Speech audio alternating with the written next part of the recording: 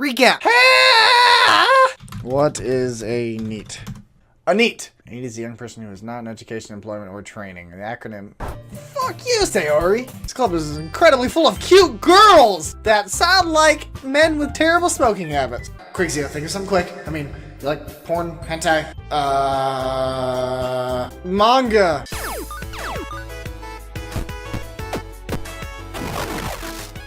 And we're back! Welcome back to Doki Doki Literature Club. I'm Zio, this is Zeoplays, and yes, we're doing this again. Buckle up and get ready for the ride, because it's gonna get wild. Hey Zio, since we're already here, do you want to walk home together? Sure, might as well. Yay!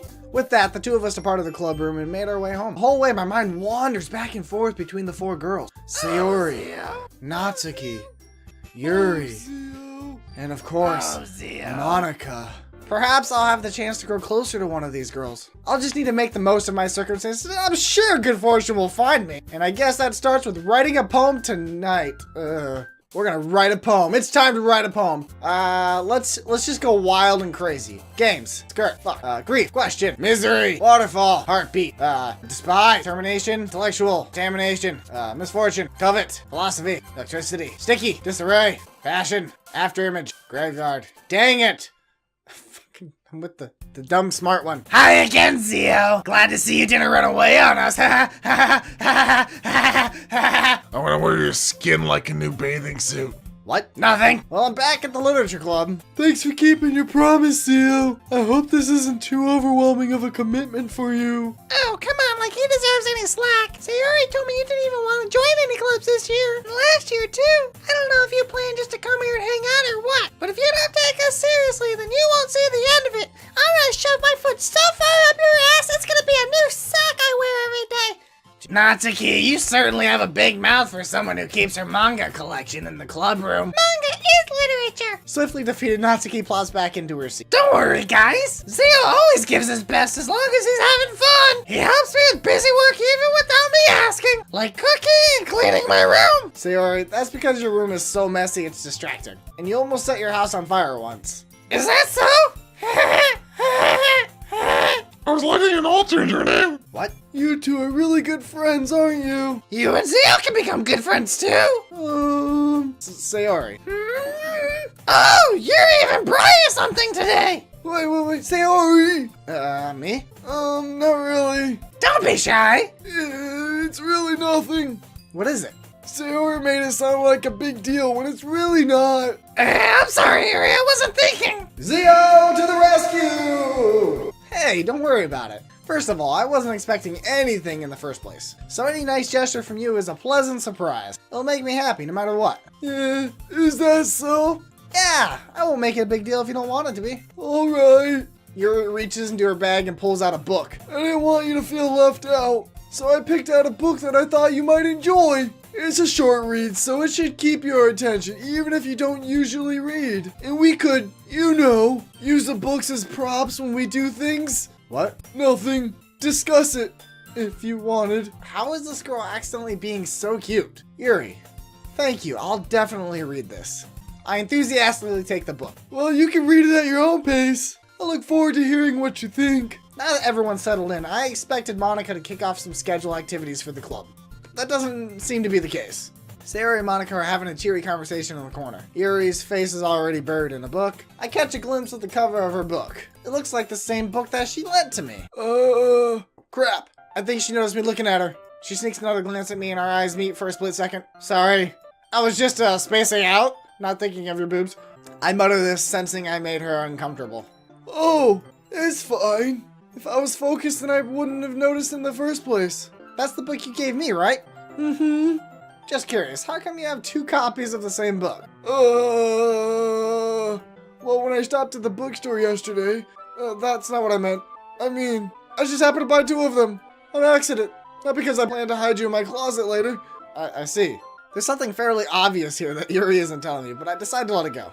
I'll definitely start reading it soon. Once it starts to pick up, you might have a hard time putting it down. It's a very engaging and relatable story.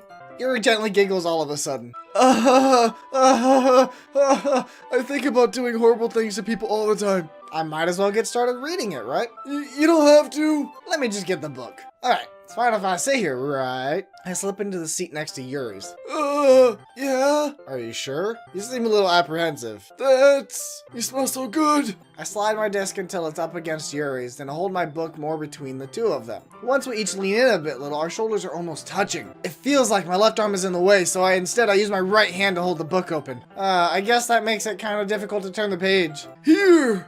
Yuri takes her left arm and holds the left side of the book between her thumb and forefinger. I do the same thing with my right arm on the right side of the book. That way I turn the page, Yuri slides it under her thumb afterwards, flips it to her side. But in holding it like this, we're huddling even closer than before. It's actually kind of distracting me. It's as if I can feel the warmth of Yuri's face and she's in the corner of my vision. Are you ready?